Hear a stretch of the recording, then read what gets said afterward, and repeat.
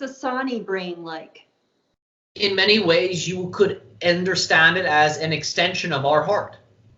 It operates more as a pure sensory organ than it does in your reality. Understand, you have actually given your brains jobs they are not equipped to have. So you could say your brains on Earth are actually working much harder than the brains of the beings within our society. Our brains are in a much more relaxed state because they're not doing as much. We have limited their behavior to their natural functions, which is just sensory input and processing.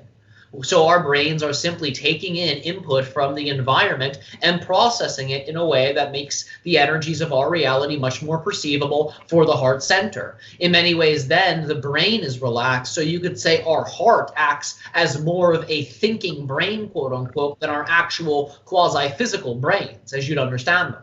So in many ways, they are much more relaxed. They are doing much less work, and they in many ways follow the commands and the directions and the guiding influences of our heart mind. Oh.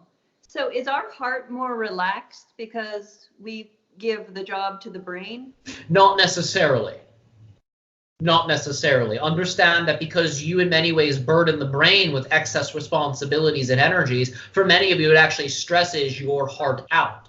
That is why in your country you call the United States, you have such a high incidence of what you call heart attacks in relationship to emotions and stress. The idea is that because many of you burden the physical brain with responsibilities and jobs that it is not equipped to do, it actually stresses your entire system, including the heart. But when you give the brain less and less and less and less and less to do, and you think more with the heart, every system in your body begins to regenerate because it is in many ways taking its cues from love, because that is the underlying vibration of your heart when your heart is in a state of balance. When the heart is healthy, it vibrates at that frequency that you call the vibration of unconditional love.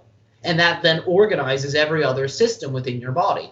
You can in many ways create that state in your brain, the state of unconditional love, but it is the heart that primarily generates it. And if you can allow for the brain to become then relaxed, the brain will naturally sync up with that heart's cue, which is that underlying vibration of, again, unconditional love.